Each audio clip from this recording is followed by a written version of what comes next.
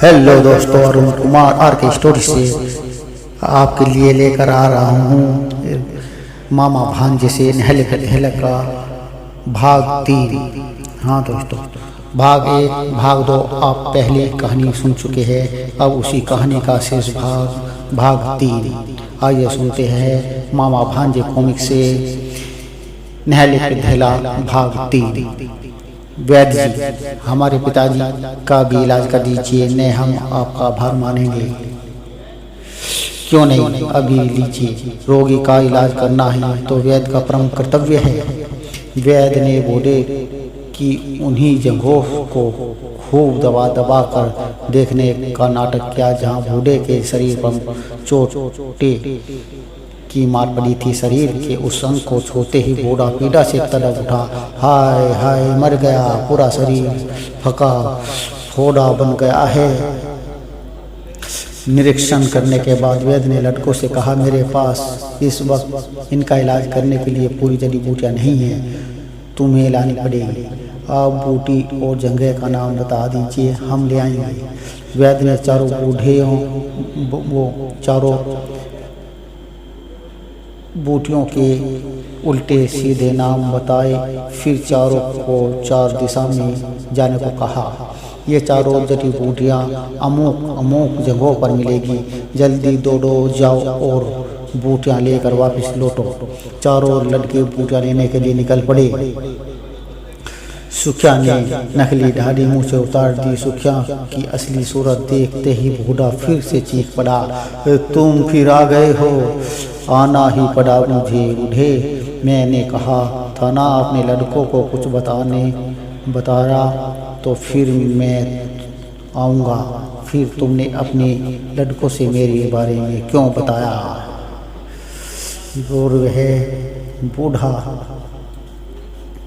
फिर से अपनी गलती हो गई, मुझे माफ़ कर दो। हरगिज़ नहीं, गलती की है तो उसका दंड भी भुगतो। चलो खूंटे से उस बूढ़े को बांधा।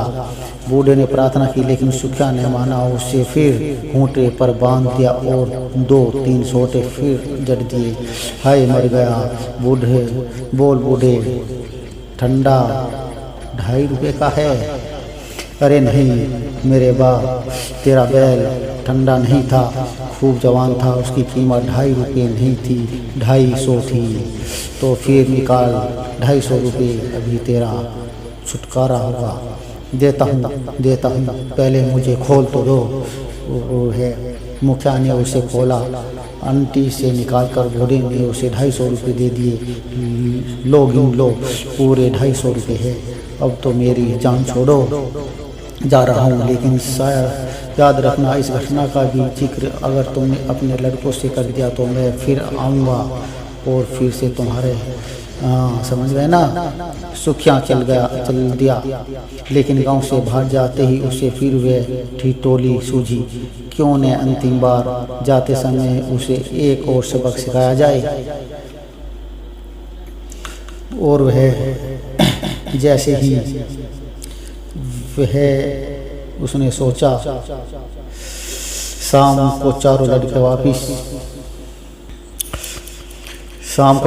वापिस पहुंचे तो वैद्यराज ने नदारत थे और बूढ़ा फिर खटिया पर करहा रहा था। वह वैद्य जी कहाँ गए पिताजी? कैसा वैद्य? अरे वह वैद्य नहीं था, वही था बैल वाला। फिर वही आदमी, उसने तुम्हें कोई कष्ट तो नहीं दिया? कष्ट?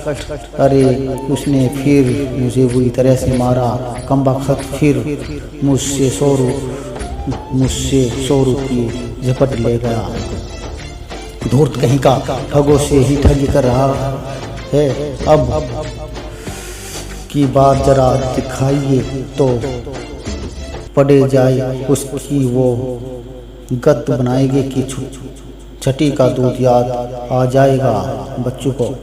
अरे रे, नाम ना लो उसका, शैतान को याद करो और शैतान हाजिर। मुझे तो डर है भाई फिर न आ जाए। आने दो, इस बार देख लेंगे उसे।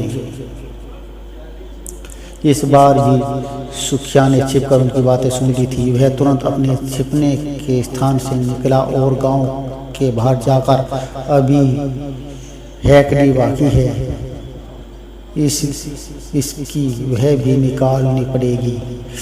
गांव के एक चौराहे को रोककर उसने चरवाहे से कहा, 5 रुपये कमाना चाहते हो? जरूर, लेकिन काम क्या करना होगा? यह चरवाहा बोला। उसने कहा,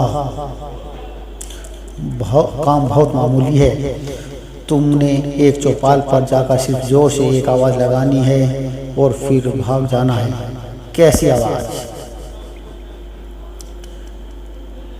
सुखिया ने बूढ़े की चौपाल का पता बताकर उसे कहा, चौपाल के बाहर जाकर आवाज़ लगाना, डांडा ढाई का और फिर भाग आना।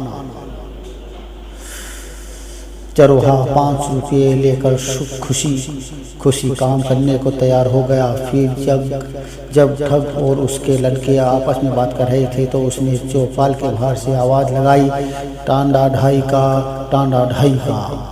आवाज़ बूढ़े ने सुनी और वह चीख उठा, हाय, वह फिर आ गया, मुझे संभालो, मैं बेहोश होता जा रहा हूँ। और उनकी हालत ख़राब हो गई। दोस्तों, उन चारों की हवा ख़राब हो गई। उन्होंने सोचा कि ये फिर से आ गया है। तो दोस्तों, जैसी करनी वैसी भरनी, नहले पे दहला। और उस सुखी राम ने उन ठगों को अच्छा सबक सिखाया। दोस्तों, ये थी आज की कहानी। अब आगे आऊँगा मैं एक नई कहानी को लेकर। तब तक के लिए नमस्कार।